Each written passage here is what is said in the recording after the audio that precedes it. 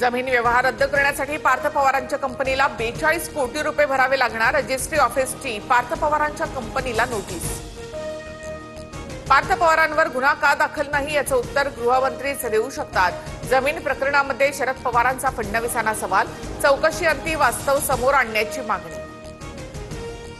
जमिनीचा व्यवहार करणाऱ्यांवर गुन्हा दाखल, कारवाई नियमानुसारच। कुणालाही वाचवण्याचा आमचा प्रयत्न नाही।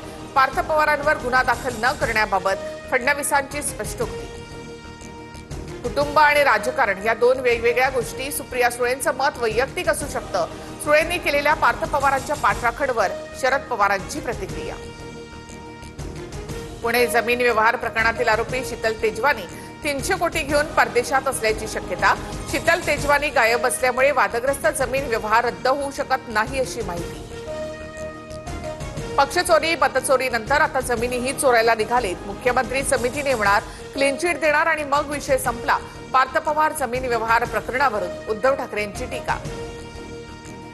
व्यवहारामध्ये 1 रुपया सुद्धा दिला गेला नाही। पार्थ पवारांच्या जमीन व्यवहार प्रकरणी अजित पवारांचा खुलासा। सह्या केलेल्यांवरच गुन्हा दाखल, अजित पवारांकडून स्पष्ट। अजितदादांचा व्यवहार झाला नाही वक्तव्य म्हणजे जोक ऑफ द डे। व्यवहार झालाच नाही, मग रद्द करण्याची वेळ कशी आली? अंबादास दानवेंचा सवाल।